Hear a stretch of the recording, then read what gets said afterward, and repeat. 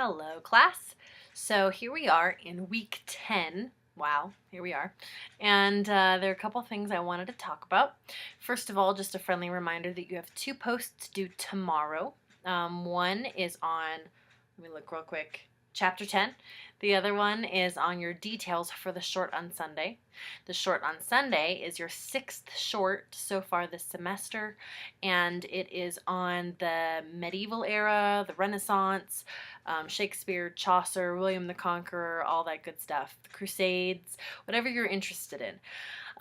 Another thing I would really like to see in your detail post due tomorrow, and if you've already posted, that's okay, but I would like to see for the next coming details posts how you're researching.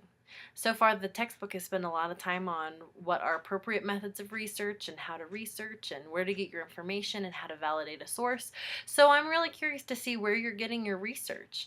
It's great to have an idea of what you're going to write about, but also kind of talk about your sources. So for example, if I were to write a short about Shakespeare, then maybe my source would be my Introduction to Shakespeare textbook that I used several times. In fact, I took Shakespeare like 6 times, so the textbook is a little sad, but that's okay. That's here nor there. The point is that that it's really good to have a source in mind, and I'd really like to see where you're getting your sources. Another really great option, a few of you were writing last week about Jamestown. There's a movie called The New World that came out, I think it was like 2004 or something like that. It's pretty historically accurate with regards to the area, the setting, the struggles that the town went through. So, I mean, if I were to be writing maybe the Jamestown Post, I would cite that movie as one of my references. Of course, not the only reference, but perhaps one of the references. So I would just like to see where you're getting your research, what you have in mind, etc. Another couple of things. One thing I wanted to address regarding those discussion board posts before I forget is the those of you who are working ahead. Several of you are working ahead, which is marvelous. But just keep in mind that you still have to reply to your classmates. So a couple of you are working so far ahead that maybe you only reply to 1 classmate or maybe to 2 classmates. And you're supposed to be replying to 3 classmates total. So that's 4 posts for that forum, for every, you know. So I was going to say for every forum, but that's not exactly true. It's just for the ones that are due on Wednesdays. You have 4 posts due total. So make sure that you're posting enough. Regarding a couple of things coming up, I have a little handout. Where did I put it? Here it is. We have a creative writing event coming up at the college. It's called the Right Now event. I'm going to be putting this up on Blackboard so that you can review it, but we're giving free writing workshops on Saturday, April 5th, so that's a week from this Saturday. Lorraine Herring is going to be doing a workshop, I'm going to be doing a workshop, and Michelle Carter is going to be doing a workshop. And so the schedule will be on the handout that I'll put onto Blackboard today, and then first come, first serve on the seating. Some of the rooms hold about 20-ish people, and so it's first come, first serve on the seating. We're hoping that we can run several workshops at the same time to accommodate, but we don't really know. So, but you should come at least. The workshops will be really good. Another thing I wanted to talk about is a couple of you had issues last week with your shorts regarding, and this was in the questions, so I'm not just saying that you have issues or whatever. A couple of you have questions regarding what's the balance between assuming that the reader knows what you're talking about, or giving them historical details about what you're talking about, and maybe perchance boring them, but what's important information, what's not important information, etc. So something to keep in mind, and is that what's common knowledge? What are things that people should know? Like, for example, like you should know how to start your car, how to drive your car. If you have to detail that in a story, it's probably going to slow your pacing down.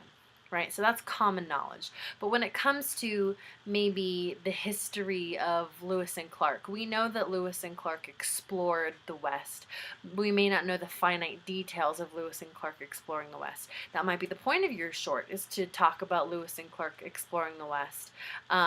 But you can depend on the common knowledge of who they are necessarily, but don't depend on us having common knowledge about what exactly specifically that they did.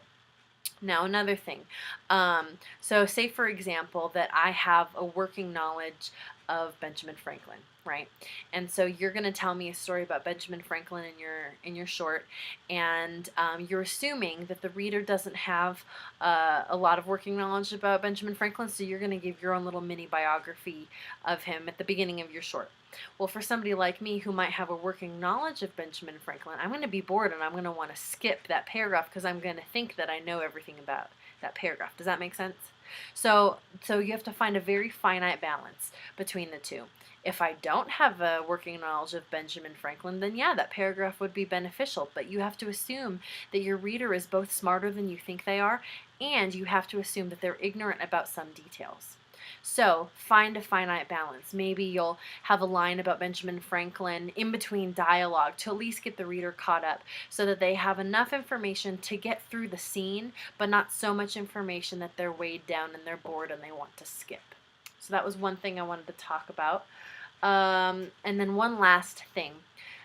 This last Saturday, I went to a little mini lecture at Charlotte Hall Museum about how pioneer women keeping diaries is used in the historical society to keep track of certain details, like things that we wouldn't think were important, but they give us a way of life for the pioneer women.